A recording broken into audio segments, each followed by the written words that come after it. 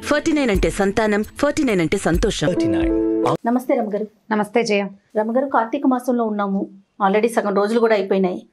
మిమ్మల్ని నేను ఎప్పుడు అడుగుదాం అనుకున్నాను, ఇంకా అట్లా హడావుడి అయిపోయింది. ఏం చేస్తున్నారు, ఏంటి పూజ చేస్తున్నారా, రోజు దీపం పెడుతున్నారా? కార్తీక మాసం అంటే ఏమిటో ఆరోగ్య మాసం.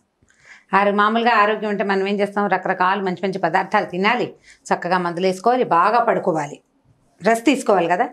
కానీ కార్తీకంలో ఆరోగ్యం తినకూడదు, రెస్ట్ తీసుకోకూడదు, టైంకి పడుకుని బాగా పెందరాలే లేచేయాలి. ఈ రకంగా కనుక చేస్తే ఈ శీతాకాలం మొదటి రోజుల్లో ఈ పని చేస్తే తర్వాత కాలం ఆరోగ్యంగా ఉంటుందన్న సూచన కోసమే కార్తీక మాసపు ఆరోగ్యవంతమైన అలవాట్లు. దీపం పెట్టుకుంటాం పొద్దున్నే, ఎర్లీ మార్నింగ్ లేవటం, స్నానం చేయటం. ఇదివరకు నది స్నానాలు చేసేవాళ్ళు. అవునండి. లేకపోతే నూతుల నుంచి నీళ్ళు తోడుకుని అమాంతం బకెట్ ఎత్తి పోసుకోవటం. ఎంత చలేస్తుంది రమగారు. చలేదు, అదేగా చెప్తున్న టెక్నిక్ అదే ఉంది. మరి ఇప్పుడు నీకు ఓవర్ హెడ్ ట్యాంక్లో నీళ్లు ఖచ్చితంగా చల్లగా ఉంటాయి, ఎందుకంటే ట్యాంక్లో ఉన్న నీళ్లు చల్లగాలికి తర్వాత మంచుకి ఎక్స్పోజ్ అయి ఉంటాయి. బావిలో నీళ్లు వెచ్చగా ఉంటాయి, ఓకే, గ్రౌండ్ వాటర్ వెచ్చగా ఉంటుంది. అందుకని ఈ కాలంలో ఏం చెప్తారు, సముద్ర స్నానం, నదీ స్నానం, చెరువులు, దొరువులు చిన్న పొన్నవి, లేకపోతే నుయ్యి ఆఖరిది. నూతిలో నీళ్ళైనా వెచ్చగానే ఉంటాయి, వెచ్చగా వస్తాయి. మా నూతికి పంపు ఉండేది, మా చిన్నప్పుడు నా నూతికి పంపులో కొడితే వెచ్చటి నీళ్ళు వస్తాయి. శీతాకాలం పొద్దున్నే స్నానం చేస్తే చుట్టూతో చలిగా ఉంటుంది, భూమిలోంచి వెచ్చటి నీళ్ళు వస్తాయి పైకి. ఆరోగ్యం. చల్లటి నీళ్ళు నువ్వు ట్యాంక్ వాటర్ పోసుకుంటే నిజంగానే చలేస్తుంది. మనం ట్యాంక్ వాటరే పోసుకుంటున్నాం అనుకోండి, ఆరోగ్య రీత్యా కొద్దిగా గోరువెచ్చటి నీళ్ళు, వేడి నీళ్ళు గీజర్ ఆన్ చేసుకుని పోసుకోకుండా కొంచెం మరీ చల్లగా ఐస్ కోల్డ్గా కాకుండా, ఐస్ కోల్డ్ నీళ్ళు పోసుకుంటే జబ్బు చేస్తుంది. అవునండి.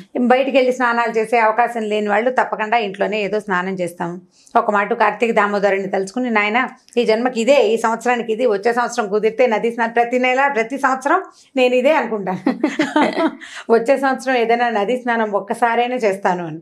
కుదిరితే కుదురుతుంది, లేకపోతే లేదు. ఏ కృష్ణకో గోదావరికో వెళ్ళగలిగే అవకాశం వచ్చిందనుకో చేసేస్తాం, రాలేదనుకో ఇక ఇదే కడిపే కైలాసం, ఇల్లే వైకుంఠం అని అలాగే చెప్పుకుంటాం అనమాట.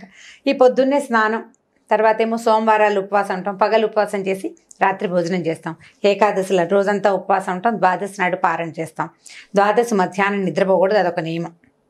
ఈ కార్తీక మాసంలో కూడా పగళ్ళు పడుకోకూడదు, నక్తాలు చేస్తాం. కార్తీక నక్తాలు అంటే పగలల్లా ఉపవాసం ఉండి ప్రతిరోజు చుక్కలు చూసాక భోజనం చేస్తాం. చుక్క చూసి భోజనం చేస్తాం. ఈ చుక్క చూసి భోజనం చేసే వాళ్ళు మధ్యాహ్నం భోజనం చేయలేదు కదా అని రెస్ట్ తీసుకుని నిద్రపోకూడదు, నిద్రించకూడదు. రాత్రి భోజనం చేసి పడుకోవచ్చు, మళ్ళీ తెల్లవారుజామున లేచేసేయాలి దీపాలు పెట్టడానికి. ఈ నియమంతో పనిచేస్తే హెల్తీగా ఉంటాం అనేది నిర్వాదం. ఖచ్చితంగా హెల్తీగా ఉంటాం. ఇలా పని చేయాలి. ఒకటి, ఇప్పుడు పౌర్ణమి వస్తుంది కదా, ఇప్పుడు ద్వాదశి అవి ఏకాదశి అయిపోయింది, ఏకాదశి ద్వాదశిలు అయిపోయిన తర్వాత ఇక వచ్చేది పౌర్ణమి. పౌర్ణమికి రకరకాల పద్ధతులు ఉంటాయి. కొంతమంది పెద్దవారు చెప్పినవి ఫాలో అవుతారు, ప్రతి సంవత్సరం కొత్త, ఈ సంవత్సరం ఏం చేయాలి అని. కొంతమంది ఇళ్లల్లో ఉన్నవి ఫాలో అవుతారు.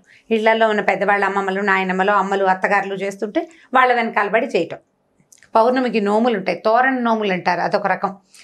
దాని మీద బాగా వివరంగా నాకు తెలీదు. తోరాలు ఉంటాయి, ప్రతి సంవత్సరము ఆ తోరాలు తీసి దాచిపెట్టుకుంటారట, అదొకటి. కేదారేశ్వర వ్రతం చేసుకునే వాళ్ళు కొంతమంది, సత్యనారాయణ వ్రతం చేసుకుంటారు కొంతమంది. ఆ సత్యనారాయణ వ్రతం కూడా చేస్తారు ఈ పౌర్ణమి నాటికి. కేదారేశ్వర వ్రతం అని విన్నాను, కానీ సత్యనారాయణ వ్రతం కూడా చేసుకుంటారు. ఇదొకటి. అక్కడి నుంచి లేకపోతే మనం ఏం చేస్తాము, 365 ఒత్తులు వెలిగించుకోవడం. సంవత్సరం అంతా వెలిగించకపోయినా, లేకపోతే ఇబ్బంది రోజుల్లో వెలిగించకపోయినా ఆ దోషం పోవటానికి భార్యకు ఒక 365, భర్తకు ఒక 365 వెలిగించాలని, ఇవి రెండు వెలిగించి పెట్టుకోవటం. ఈ దేవాలయానికి వెళ్ళే పద్ధతి ఒకటి. దేవాలయానికి అంటే మన ఇంట్లో సాగదు, నిలబెట్టలేము, లేకపోతే మనకే ఏమిటంటే యాంబియన్స్, వాతావరణం సరిగ్గా లేదనిపిస్తుంది. దేవాలయానికి వెళ్తే ఒక ఆధ్యాత్మిక వాతావరణం ఉంటుంది, కొంత స్థిమితం ఉంటుంది. గుళ్ళో చాలామంది పెడుతుంటారు, వాళ్ళతో పాటు పెడితే మనకు కూడా కొంత ఆధ్యాత్మిక భావాలు ఇంకొంచెం పెంపొందుతాయి కదా. సరే, దేవాలయానికి వెళ్ళి పెట్టేటట్టయితే దేవాలయంలో పెట్టుకోవటం. లేకపోతే మన ఇంట్లోనే, నేనైతే ఈ దేవాలయాలకి వెళ్ళలేను, అంతమంది గుంపులుగా జనం ఉండి ఒకళ్ళ దీపాలు ఒకళ్ళు తోసేసుకుంటున్నారన్న భావన నాకు ఆసక్తికరంగా వదిలే ఈ పని అనిపిస్తుంది. నేను ఇంట్లో పెట్టుకుంటాను, తులసి దగ్గర పెట్టుకుంటాను. ముగ్గు వేస్తాను తులసి దగ్గర. తులసికి మామూలుగా మా తులసి కొంచెం ఎత్తు మీద ఉంటారు, పైన ఉంటుంది తులసమ్మ, కిందకి దింపుకుంటాను అనమాట. ఆ ఒక రోజుకి ముగ్గేసి ముగ్గులో తులసిని కూర్చోబెడతాం. ఈ తులసికి ముందుకి మళ్ళీ ముగ్గేసుకుంటాం, శంఖచక్రాలు, పద్మము ముగ్గేస్తాం.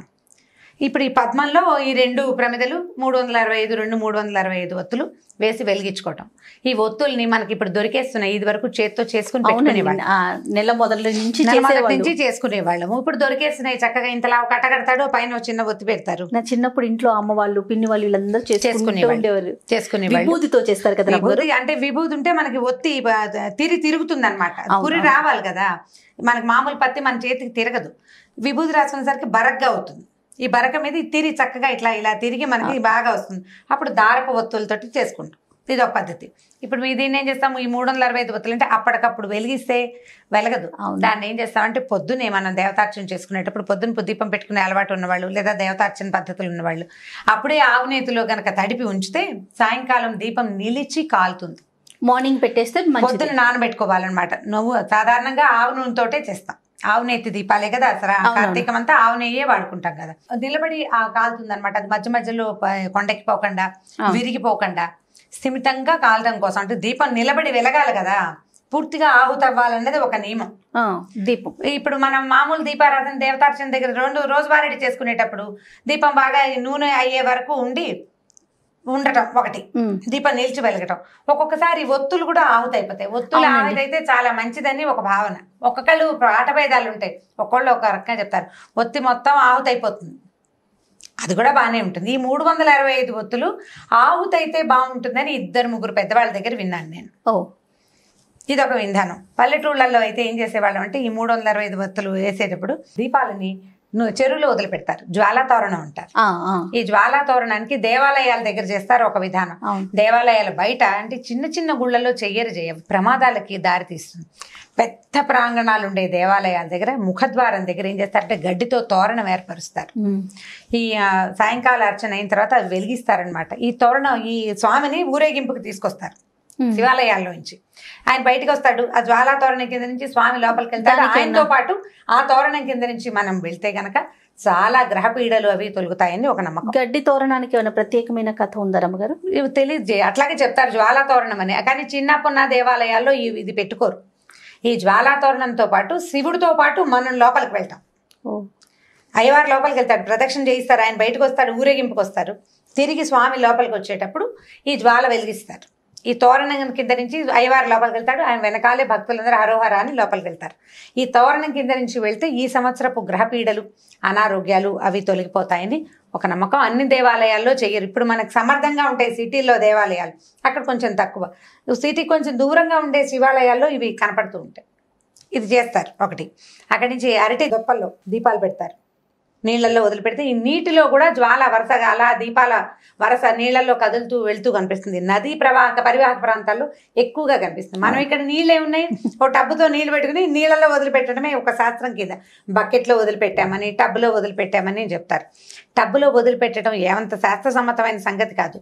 మనకి వేరే ఆప్షన్ లేదు కాబట్టి బాత్రూంలో స్నానం చేసినట్టుగా టబ్బులో వదిలిపెట్టడం.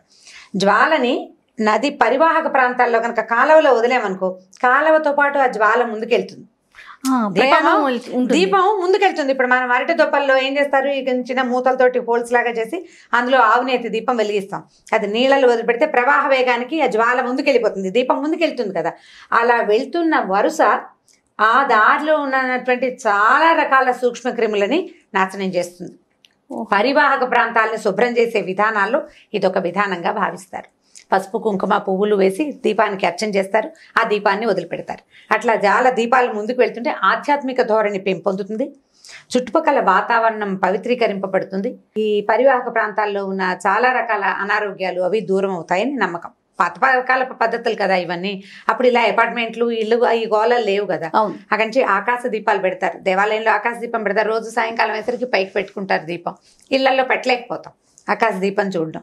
వీటిలలో ఏది కుదిరితే ఇప్పుడు ఇవన్నీ చేయాల్సిందేనంటే అన్నీ ఎక్కడ చేస్తాం, ఏది కుదిరితే అది చేస్తాం. అయితే కార్తీక మాసానికి రకరకాల కథలు చెప్తాం. పురాణం వినొచ్చు, రోజు వారడి పురాణం వింటాం. కార్తీకపు ప్రత్యేకత, ప్రతి రోజుకు ఒక కథ ఉంటుంది. 30 రోజులు 30 కథలు వినగలిగితే మంచిది. ఓకే. పౌర్ణమి నాడు ఒక రోజైనా సరే వాళ్ళు ఉపవాసం ఉంటాము, ఏదో చలిమిడి అవి చేసుకుంటాం. చలిమిడి దీపారాధన చేస్తారు, అది కూడా ఒక పద్ధతి. మా ఇళ్లలో కూడా కొంతమంది చేస్తారు. చలిమిడి చేసి ఆవు నెయ్యి పోసి అందులో దీపం పెట్టి వెలిగిస్తారు. ఆ చలిమిడే ప్రసాదంగా స్వీకరిస్తారు. రాత్రి మళ్ళీ వెన్నెలు వచ్చేదాకా భోజనం చేయరు. ఇదొక విధానం. ఎన్ని రకరకాలు. ఇప్పుడు నేను చేసేవి కొన్ని, నాకు తెలిసినవి కొన్ని చెప్తున్నాను నేను. ఇప్పుడు ఇదే విధాయకమా అంటే నేను ప్రతిసారి ఏదో చెప్తా, ఈ ప్రాంతానికి ఇది విధాయకం. కొన్ని ప్రాంతాల్లో చలిమిడి తినరు, కొంతమంది తింటారు. కొంతమంది పళ్ళు నైవేద్యం పెట్టి పళ్ళే తింటారు. అసలు ఏమీ లేకుండా మంచినీళ్ళతో ఉండేవాళ్ళు కొంతమంది. వాళ్ళ అలవాట్లు, ఊళ్ళు, ఆ పద్ధతులను బట్టి. ఎవరికైనా సాధారణ నియమం ఏమిటి? పగలు ఉపవాసం, రాత్రి భోజనం, దీపం ఖచ్చితమైన నియమం. నువ్వు పొద్దున్న తెల్లవారుజామున లేచి పెడతాను, సాయంకాలం పెట్టలేను, ఆఫీస్కి వెళ్తాను. మరి పొద్దునైనా పెట్టు, నీకు కుదిరితే చెయ్యి, ఆ పనైనా చేయాలి నువ్వు. ఇది రెండు రకాలు. పొద్దున సాయంత్రం 2 దీపాలు పెట్టగలిగి ఇళ్లలో ఉండి అవకాశం ఉన్నవాళ్ళు చక్కగా సాయంకాలం కూడా సంధ్య దీపం పెట్టుకుంటే అవన్నీ ఆరోగ్యానికి మంచివి. మనకి ఏంటంటే భగవంతుని చేరడానికి మనం ఎన్నుకున్న రకరకాల మార్గాల్లో ఇది ఒక మార్గం. కార్తీకం చాలా ప్రత్యేకమైన మాసంగా చెప్తాం కదా. పౌర్ణమి నాడు ఇన్ని రకాలు చేస్తాం. 365 ఒత్తులు వెలిగించుకోవటం. నాకు ఇంకొక విధానం ఉంది. ఒక పెద్ద ఆవిడ ఒకసారి చెప్పారు, మామూలుగా ఈ పౌర్ణమి రోజుల్లో పూర్ణచంద్రుడు కనపడతాడు మనకి కదా, ప్రతి చోట ప్రతి ప్రాంతాల్లోనూ చంద్రుడు కనిపిస్తాడు. ఈ చంద్రుడిలో లలితాదేవిని భావన చేసి శ్రీ లలిత చదువుకుని లలితా సహస్రనామం చదువుకుని వెండి పళ్ళెంలో కానీ వెండి గిన్నెలో కానీ పాలతోటి పాయసం చేసి పాయసాన్ని నివేదన చేసి స్వీకరించమంటారు. ఓహో. పౌర్ణమి నాడు గనక ఇట్లా లలిత పారాయణ చేస్తే అది కామ్యమని, కోరిన కోరికలు సిద్ధిస్తాయని, మనశ్శాంతి దొరుకుతుందని చెప్తారు. చంద్రుడు మనఃకారకుడు. మనం మామూలుగా పౌర్ణమి రోజుల్లో సముద్రానికి ఆటుపోట్లు ఎక్కువ అవుతాయి కదా. అవునండి. అందుకని చీకటి పడ్డాక వెళ్ళకూడదంటారు. కొన్ని రకాల కరెంట్స్ ఉత్పన్నమై అవుతాయి, అందుకని పౌర్ణమికి చెప్తారు కదా, పెరుగుతాయి, ఆటుపోట్లు ఎక్కువ అవుతాయి. కానీ కార్తీక పౌర్ణమికి ప్రత్యేకంగా ఖచ్చితంగా సముద్ర స్నానం చెప్తారు. కార్తీక పౌర్ణమి స్నానాలు చాలా విశేషం. కార్తీక స్నానాలే విశేషమైన స్నాన విధులు అవి. పౌర్ణమి నాడు ఈ సముద్ర స్నానం చేయడం ఇంకా విశేషమైంది. పున్నమి చంద్రుడి వీపు కనుక పడితే ఆ సూర్యుడు చంద్రుడు ఈ నెలల్లో ఈ మధ్యలో పౌర్ణమికి వాటికి దగ్గరలో సూర్యచంద్రులు ఇద్దరు ఒక్కసారే ఆకాశంలోకి వస్తారని, ఆ వెలుగులు ఈ నదుల మీద పడడం వల్లే వాటిలలో కరెంట్స్ అంటే అందులో ఉండే శక్తి పెరుగుతుందని చెప్తారు. అందుకు ఈ నదీ స్నానాలు అవి నియమబద్ధంగా చేయాలంటారనమాట. కుదిరితే చేస్తాం, కుదరకపోతే ఇప్పుడు నేను చెప్పాను కదా వచ్చే సంవత్సరం చేస్తానని ఒక దండం పెట్టుకుంటాం. కుదిరిన ప్రకారంగా చేసుకుంటూ వెళ్తాం. పౌర్ణమి నాడు నియమంగా పగలు ఉపవాసం, సాయంకాలం భోజనం, సాయంత్రం దీపం పెట్టుకోవటం. ఈ 365 ఒత్తులు వెలిగించగలిగితే వెళ్ళని గుడ్డు. నీ వల్ల కాలేదు, సూక్ష్మంలో మోక్షం ఒక దీపమైన ఒక్క జోడు దీపాలు వెలిగించి చంద్రుణ్ణి చూశాక భోజనం చేయటం. మనం ఏదైనా నివేదన చేసుకుని కుదిరితే మేడ మీదే భోజనం చేయగలిగితే ఆ చంద్రకిరణాల వల్ల మనకి ఆహారం అమృతతుల్యం అవుతుందని చెప్తారు. చీకటి పడ్డాక చేస్తాం. ఎలాగైనా 6ంటికి తినేయం కదా, 7 గంటలు అయిపోతుంది. పాయసం పప్పు ఏదో చేసుకుంటాం. మనకి 5 నుంచి చీకటి అనిపించేస్తుంది. చలికాలం కదా, ఈ చంద్రుడు సోకిన చంద్రకిరణాలు సోకిన ఆహారాన్ని తీసుకుంటే ఆరోగ్య వృద్ధి, మనసు చాలా ప్రశాంతంగా అవుతుందట. మైండ్ కూల్గా ఉండటానికి చంద్రుడు బాగా ఉపకరిస్తాడు. అందుకని వెన్నెట్లో తిరగండి. బాగా డిప్రెస్డ్గా ఉన్న వాళ్ళకి కాస్త బాధగా ఉంది, వెన్నెల్లో తిరగండి అని చెప్తారు. మనశ్శాంతిగా ఉంటుంది. చల్లదనం వల్ల ఒక రకమైన ఆహ్లాదకరమైన వాతావరణం వస్తుంది. ఈ ప్రసాదాన్ని మనం చంద్రుడికి చూపించుకోవచ్చు. అందుకని ఏం చేస్తాం, తులసిని ఆరు బయట పెట్టుకుంటాం కదా. అవును, ఇళ్లలో ఉండదు కదా మనకు తులసి చెట్లు, కొంచెం ఆరు బయట ఉంటాయి. ఇంకా కొంచెం వెన్నెల సోకే చోటు ఉంటే మరీ అదృష్టం. అక్కడే ఏదో చేసిన పదార్థాలు పాయసం అవి తీసుకెళ్ళి నివేదన చేయటం, మనం తులసికి నివేదన చేయటం ఒకటి, చంద్రుడికి నివేదన పెట్టడం రెండో విధానం. ఈ 2 విధానాల ప్రకారం కార్తీక పౌర్ణమిని ఈజీగా సింపుల్గా చక్కగా చేసేసుకోవచ్చు. నేనైతే వీటిలలో దాదాపుగా అన్ని నేను చెప్పిన విషయాలన్నీ నా సొంతవే.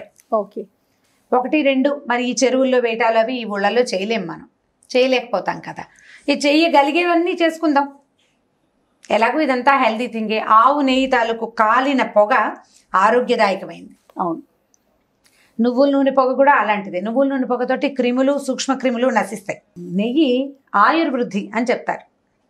ఘృతం ఏంటంటే ఆయుష్ను పెంచుదని వేదంలోనే చెప్పబడింది. ఆహారంగా తీసుకుంటే ఎంత వృద్ధో దాని నుంచి వచ్చే పొగని పీల్చినా కూడా అంత వృద్ధి జరుగుతుంది. ఆయుర్వృద్ధి అనే ఖచ్చితంగా ఈ నెలలో ఇది వాడండి అని చెప్తారు. అన్ని నెలల్లోనూ ఆవు నెయ్యి వాడేయాలి అంటే మనకు కుదురుతుంది? కుదరదు. సంవత్సరంలో ఒక్క నెలైనా మీరు ఈ పని చేయండి అంటే చేస్తామని మన పెద్దలు ఈ విధిని మనకు ఏర్పరిచారు. ఆవు నేతి దీపాలు పెట్టండి. వీలయ్యి మీకు బాగా కుదిరి ఇంటి నిండా వాకిలి నిండా దీపాలు పెట్టుకోగలిగితే మహత్తరంగా ఉంటుంది. అవన్నీ చేయలేకపోయినా 2 దీపాలైనా పెట్టుకుని చక్కగా ఆరోగ్యవంతమైన కార్తీక మాసాన్ని మీ సొంతం చేసుకోండి. ఓకే రమ్మ గారు. ఓకే, నమస్తే. ఈ వీడియో కనుక మీకు నచ్చినట్లయితే లైక్ చేయండి, షేర్ చేయండి. మరిన్ని వీడియోస్ కోసం మా ఛానల్ని సబ్స్క్రైబ్ చేసుకోండి.